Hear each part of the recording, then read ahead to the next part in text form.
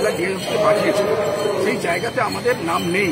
কেন নেই এর সদুত্তর কিন্তু ওনারা দিতে পারছেন না।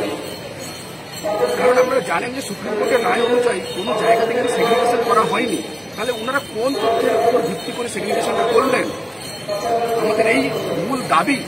এবং আমরা আজকে একটা কর্মসূচি নিয়েছি, কারণ আমরা মাননীয় শিক্ষামন্ত্রীর সঙ্গে একাধিকবার দেখা করার চেষ্টা করেছিলাম, কিন্তু সেই জায়গা থেকে আমরা ব্যর্থ। তো আজকে আমরা ভাবছি যে আমরা ওনার বাড়ির উদ্দেশ্যে আমরা রওনা দেব, আমাদের শিক্ষামন্ত্রী বাড়ির উদ্দেশ্যে আমরা রওনা দেব এবং ওনার কাছে আমাদের এই দাবি যে কীভাবে কী হচ্ছে, মানে আপনি কি বলবেন যে আমরা এই বিষয়টাই তুলে ধরবো যে আপনি তো শিক্ষামন্ত্রী, তার মানে আজকে শিক্ষা ব্যবস্থা সম্পর্কে আমরা শিক্ষক হয়ে, শিক্ষক শিক্ষিকা শিক্ষাকর্মী হয়ে আজকে রাস্তায় নেমে এসেছি। কেন? যেখানে শিক্ষামন্ত্রী বলছেন যে কোনো তালিকা দেওয়া যাবে না, কোনো তালিকার কথা সুপ্রিম কোর্ট বলেনি, তাহলে কি করে এসএসসি কারা মায়না পাবে, কারা স্কুলে যাবে, এই ধরনের তালিকা? এটাই তো সবথেকে বড় প্রশ্ন ছিল আমাদের, কিভাবে হলো। আজকে দেখুন যে তালিকা দেওয়া হয়েছে, সেই তালিকার মধ্যে কিন্তু অনেক অসঙ্গতি আছে, তারও রেক্টিফিকেশন হচ্ছে। কেন? তালিকাটা সঠিক হবে না।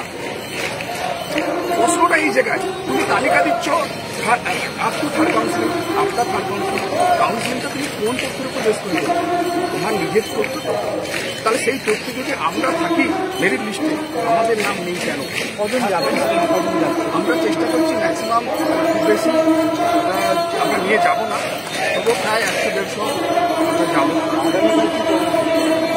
আমরা আগামীকাল আরেকটা গুরুত্বপূর্ণ কর্মসূচি নেব। আমরা আমাদের যে মুখ্যমন্ত্রী, মাননীয় মুখ্যমন্ত্রীর বাড়ি কালীঘাট, ওই কালীঘাটের উদ্দেশ্যে কিন্তু আমরা রওনা দেব। আজকে আমরা চাই শিক্ষামন্ত্রী আমাদের বক্তব্য শুনে ওনার অভিমত ব্যক্ত করুন, আমরা শুনতে চাই।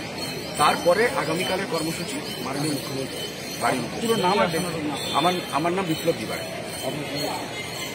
বলুন। বেলদা গঙ্গাধর একাডেমি, পশ্চিমবঙ্গ।